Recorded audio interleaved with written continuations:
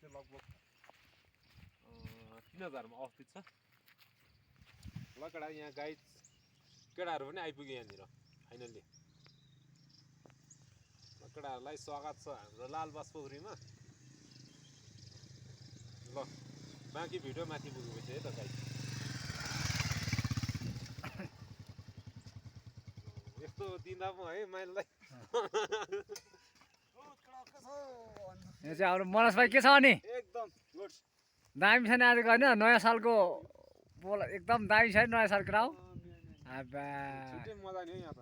लाम पोखरी हो यो चाहिँ पोखरी हो लालबास लालबास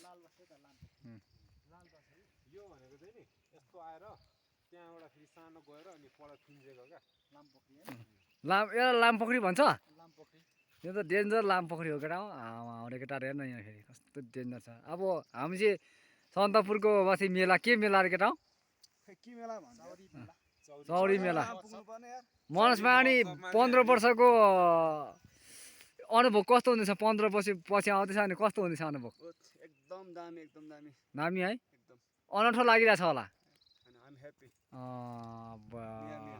मिया मिया मोबाइल है मिया कोही पौडी खेल्नु जतिकै भइरहेछ कि यहाँ त पहिला हात्तीको बच्चा गएको केटा यस्तो छ यहाँ चाहिँ पोखरी भर्खर सफा गरेको पहिला त लेदो थियो यता हात्तीको बच्चा चाहिँ के भयो डुबेको त्यो दामी पहिला छ ल। यस्तो यो लेदो थियो नि त त्यो अब त्यो अनि हात्तीको बच्चा निकाल्यो कहाँ निकाल्नु गयो नि त्यति के भएको अरे कान्छा पहिला हात्तीको बच्चा डुबेको कति साल यहाँनिर कति सालपछि हामी नजान्ने नि जन्मेको थिएन मैले सुनेको कथा होइन यस्तो यो त भर्खर काटेको जालो त त्यो जालो थियो पुरा पहिला हामीले देख्दा चाहिँ मैले पनि देखेको पहिला जालो थिएन चाहिँ। नि हो थिएन अनि पछि सफा गरेर चाहिँ यसलाई सफा अलिकति एकदम दामी भएको नि त यस्तो जालो थियो होइन ए हात्तीको बच्चा कि यस्तो चढ्दाखेरि चाहिँ त्यो हामीले यसलाई अझ संरक्षण गर्ने हो भने होइन त्यो दलदलमा पर्यटनको लागि चाहिँ एकदम होइन अगाडि बढ्न सकिन्छ। यो लालबास पोखरीले पनि सम्भावना बोकेको एउटा पोखरी हो हो सही हो सही हो